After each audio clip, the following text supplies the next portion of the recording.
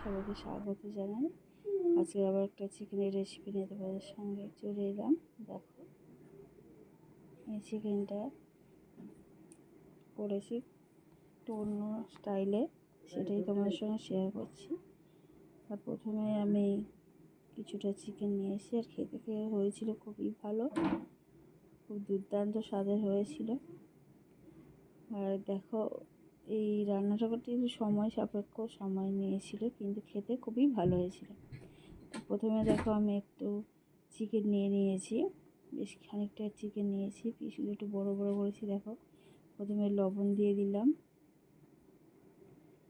এরপরে হলুদ গুঁড়ো দিয়ে দিচ্ছি, 1 চামচ লঙ্কা গুঁড়ো দিয়ে দিলাম। দেওয়ার পরে দেখো, জল ঝরানো কিছুটা টক দই দিয়ে দিচ্ছি, প্রায় এখানে 3 চামচের মতো আমি টক দই দিয়েছি। দিয়ে খুব ভালো করে এই টক দইয়ের সঙ্গে চিকেনগুলোকে খুব ভালো করে আমি মাখিয়ে প্রায় 1 ঘন্টার ওপরে আমি এটা ঢাকনা চাপা দিয়ে ম্যারিনেট করে রেখেছিলাম। খুব ভালো করে মাখাতে হবে, দেখতে পাচ্ছ। এবার আমার এখানে চিকেনের পরিমাণটা ছিল 1 কিলোর মতো। এবার দেখো, এখানটায় চালমগজ আছে, পোস্ত আছে, কাজু আছে, আর গরম মশলা আছে। এগুলোকে একটা পেস্ট করে নেবো। আর এপাশে আদা আলাদা পেস্ট করবো, রসুনের আলাদা, আদার সঙ্গে কাঁচা লঙ্কাগুলো একসঙ্গে পেস্ট করে দেবো। প্রথমে তেল ছড়িয়ে দিয়েছি, এবার গরম মশলা ফোড়ন দিয়েছি। দেওয়ার পরে আমি দেখো, পেঁয়াজ কুচিয়ে রেখেছিলাম সেটা দিয়ে দিচ্ছি। পেঁয়াজগুলোকে এবার খুব ভালো করে ভেজে নেব।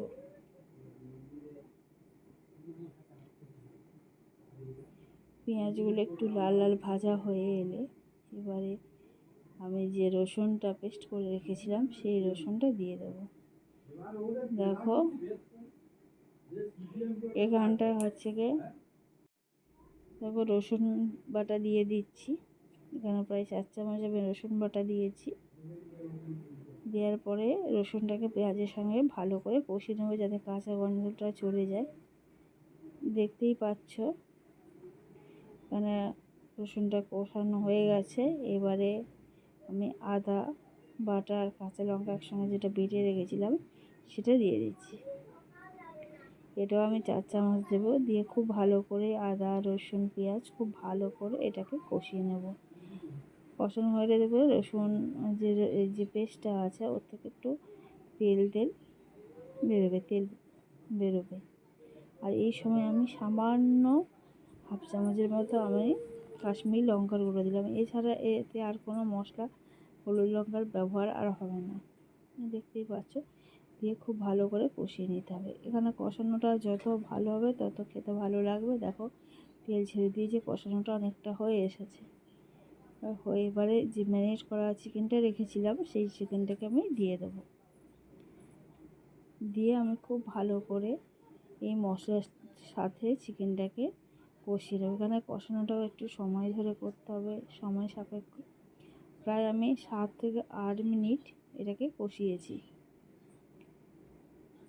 আবারও বলছি, এরমভাবে যদি চিকেনটাকে রান্না করো খেতে খুবই ভালো লাগে, কিছুটা দই চিকেনের মতো। তবে এখানটায় হলুদ লঙ্কার ব্যবহারটা সেখানে কম করলেও হবে। আমি এখানে সামান্য হলুদ লঙ্কার ব্যবহারটা করেছিলাম।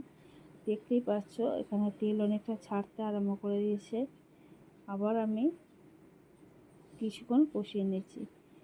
কষানো হয়ে গেলে দেখো, আমি সেই যে পেস্টটা, কাজু পোস্ত আর চালমগজের যে পেস্টটা করেছিলাম সেই পেস্টটা দিয়ে দিচ্ছি। এটা দেওয়ার পরে আরও 7 থেকে 8 মিনিট আমি কষিয়ে নেব। আর এই চিকেনটা যত কষাবে তত খেতে ভালো হবে, স্বাদটা খুব ভালো হবে।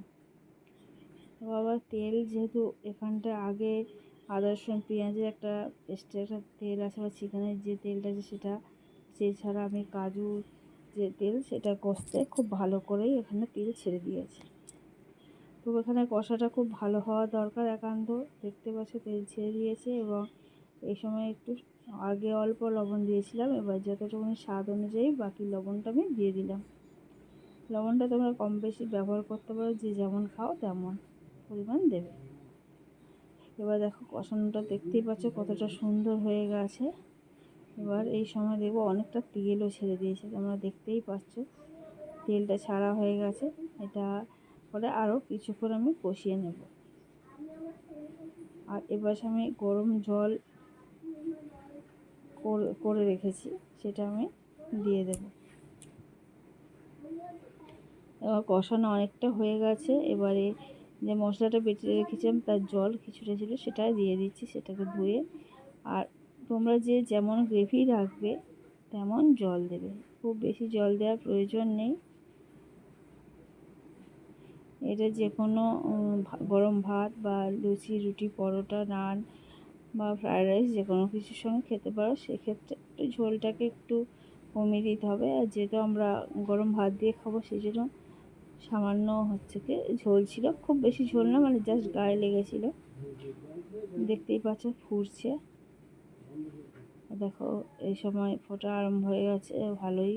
এবং দেখলাম মাংস অনেকটাই সিদ্ধ হয়ে গেছে। তা বন্ধুরা, আমার এই চিকেনের রেসিপি যদি ভালো লাগে অবশ্যই একটা লাইক করবে, কমেন্ট করবে, শেয়ার করবে।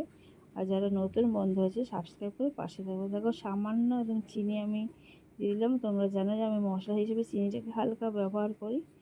দিয়ে এবারে আমি নামিয়ে নিচ্ছি। এবার কিছুটা গরম মশলা যে পেস্টটা করেছিলাম সেটা দিয়ে দিচ্ছি।